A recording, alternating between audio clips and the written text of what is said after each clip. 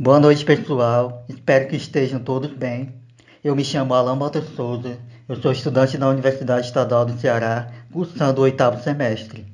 Eu e meus colegas Matheus Barbosa, Gustavo Jefferson e Thalita Salles, que cursam o sexto semestre de Pedagogia, iremos falar para vocês sobre o princípio que trata das diferenças entre fala e escrita que podem ser observadas em atividade de produção textual.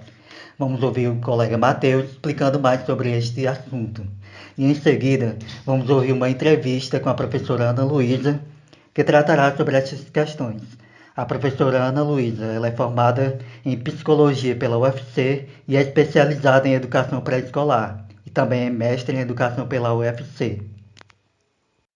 O princípio na qual nós estamos trabalhando é um princípio na qual ele vem abordar as seguintes questões, as relações, né, as semelhanças, as diferenças entre os modos de falar e registrar o escrito, ligado também aos aspectos sociodiscursivos, composicionais e linguísticos. Também o princípio ele vem refletir sobre as variedades linguísticas, adequando sua produção a esse contexto. Até porque a fala e a escrita elas são modalidades diferentes. É por esta razão que a fala e a escrita elas vão exigir conhecimentos também diferentes. No entanto, a gente sabe que as pessoas falam de um jeito e também escrevem de outro jeito, né? Fala de uma maneira e escreve de outra maneira.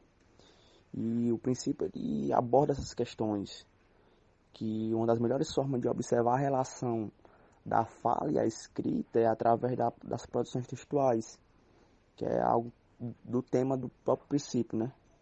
E a fala em tempo real, ela vai acarretar diferenças nas escritas, isso por conta do processamento.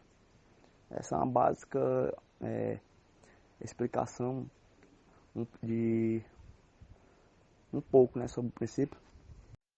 Professor, a seguinte pergunta é: como você identifica e faz essas observações das diferenças da relação entre a fala e a escrita, isso ligado à produção textual? Bem, como é que eu identifico elementos que estão presentes na oralidade e que vão para a produção escrita? Eu vou fazer um destaque considerando a produção escrita dos alunos graduandos, tá? Dos meus alunos no curso de pedagogia.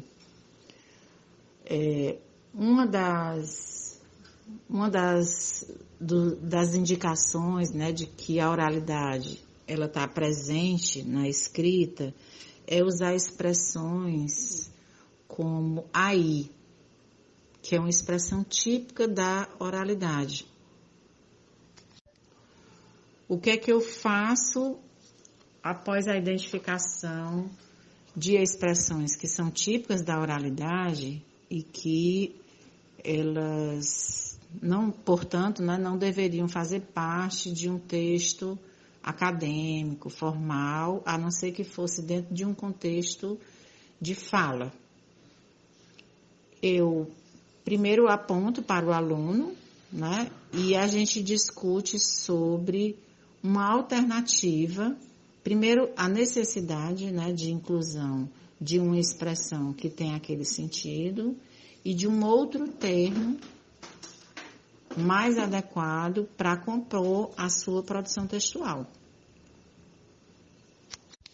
Uma outra coisa muito presente na oralidade, que às vezes aparece na escrita, são frases incompletas, ideias que não se completaram na escrita.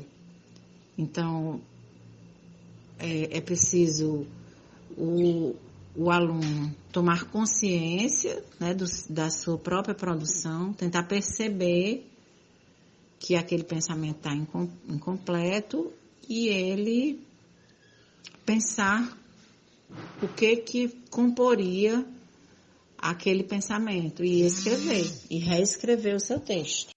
Professora, a senhora acredita que os sinais de pontuação, mesmo sendo expressados com o mesmo sentido, possuem diferenças na hora que eles são utilizados dentro da oralidade e da escrita? Em que momento a senhora acredita que essas diferenças atrapalham na hora de se comunicar? A senhora poderia me dar algum exemplo?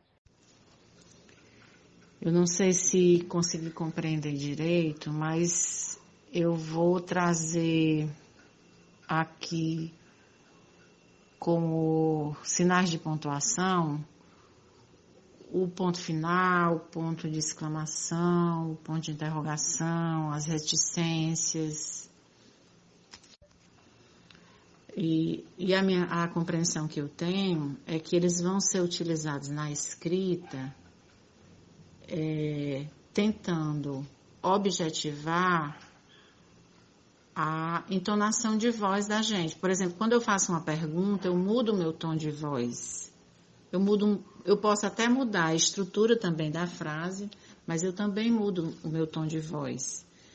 E na escrita, isso vai ser demarcado pelo sinal de pontuação. Ou melhor, né? No caso da pergunta, o sinal de interrogação. Se eu, ao conversar com você, como agora, né? Ao responder a essa demanda de vocês, eu fiquei em dúvida, né? Eu interrompi um pouco o fluxo da minha fala, provavelmente porque o fluxo do meu pensamento também foi interrompido. Eu posso usar na escrita as reticências, como eu disse agora, né? Eu usei que é também uma expressão da oralidade, né? O né também é uma expressão da oralidade que se eu quiser incluir na escrita, né, numa fala, né, num contexto em que apareça uma fala, eu posso colocar as reticências.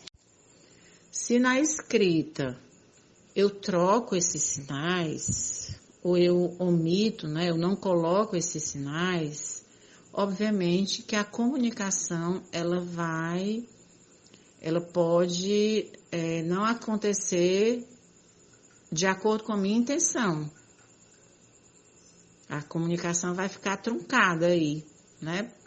Tendo em vista que quem vai ler, supõe-se, né, que tenha um certo domínio, né, do uso desses sinais e vai interpretar conforme eles estejam aparecendo. Existem muitos exemplos com o uso de vírgula. Muitos, é porque eu não tenho memória com eles. Eu li, inclusive, recentemente, que de acordo com a posição da vírgula, né, você pode estar fazendo uma afirmação que lhe coloque em situação vexatória, inclusive, né? Eu vou falar aqui um pouco sobre as habilidades da BNCC, relacionadas ao nosso princípio de conhecimento, onde abordamos as diferenças entre oralidade e escrita. Falando especificamente da escrita, para que ela possa ser feita seguindo a norma padrão, é necessário seguir certos princípios na hora da criação dos textos. Eu vou falar alguns deles aqui para que se possa ter uma melhor compreensão. Essas normas são de ortografia padrão, pontuação adequada, mecanismos de concordância nominal e verbal e regência verbal. Agora nossa colega Thalita vai falar um pouco sobre as habilidades relacionadas à oralidade. Por sua vez, o eixo da oralidade vem trazer sobre a questão da linguagem oral, bem como sua importância no processo de aprendizagem. Ela promove a comunicação e a interação entre os indivíduos, seja nas mais diversas situações, seja através de seminários, de debate, programas de rádio, entrevistas, peças teatrais, declamação de poemas, apresentação de cantigas e várias outras. E pode estar presente nos mais diversos campos de atuação. Bom, pessoal, essa foi a nossa explicação de hoje. Espero que tenha ficado tudo compreendido. Quero agradecer aos meus colegas de equipe pela parceria na pesquisa e também à professora Ana Luísa por ter participado da nossa entrevista e ter enriquecido ainda mais o nosso conhecimento.